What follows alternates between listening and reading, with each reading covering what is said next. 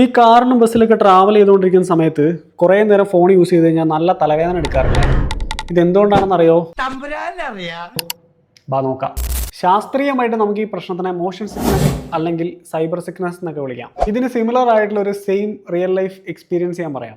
നമ്മൾ റെയിൽവേ സ്റ്റേഷനിൽ ഒരു ട്രെയിനിനകത്ത് ഇരിക്കുകയാണെന്ന് വിചാരിക്കുക. ട്രെയിനിൻ്റെ ഉള്ളിലിരിക്കുമ്പോൾ നമ്മുടെ തൊട്ടപ്പുറത്തെ ട്രെയിൻ മൂവ് ചെയ്യുന്ന സമയത്ത് നമ്മുടെ ട്രെയിൻ കുറച്ച് ബാക്കിലേക്ക് പോകുന്ന പോലെ നിങ്ങൾക്ക് എപ്പോഴെങ്കിലും ഫീൽ ചെയ്തിട്ടുണ്ടോ? അതേ സെയിം കാര്യമാണ് ഇവിടെ സംഭവിക്കുന്നത്. നമ്മുടെ ബ്രെയിനിൽ ഉണ്ടാവുന്ന ചെറിയൊരു സെൻസറി കോൺഫ്ലിക്റ്റ് ആണ് ഇതിന്റെ റീസൺ.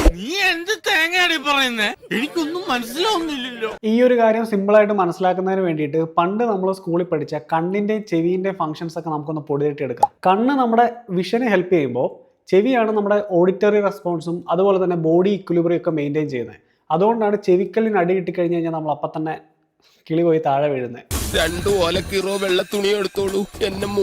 നമ്മൾ ട്രാവൽ ചെയ്യുന്ന ടൈമിൽ നമ്മുടെ കണ്ണ് ഫുള്ള് ഫോണിൽ ഫോക്കസ്ഡ് ആണ്. അതുകൊണ്ട് തന്നെ നമ്മൾ ട്രാവൽ ചെയ്യുവാണെന്നുള്ളൊരു ഫീലിങ്സ് ഒന്നും നമ്മുടെ കണ്ണിന് വരുന്നില്ല. പക്ഷെ ചെവിയുടെ കാര്യം നേരെ തിരിച്ചാ.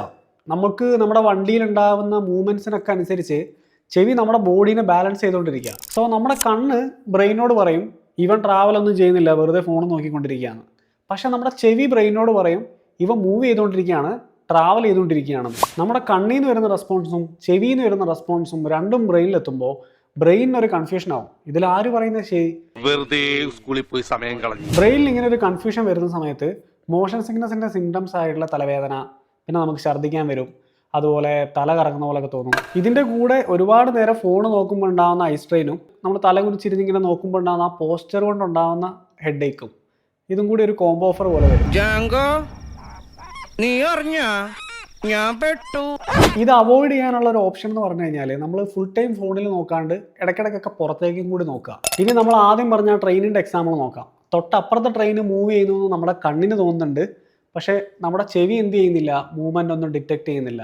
അതുകൊണ്ടാണ് നമ്മൾക്ക് തൊട്ടപ്പുറത്തെ ട്രെയിൻ മൂവ് ചെയ്യുമ്പോൾ നമ്മുടെ ട്രെയിൻ പുറകിലേക്ക് മൂവ് ചെയ്യുന്നതായിട്ട് നമുക്ക് ഫീൽ ചെയ്യുന്നത്.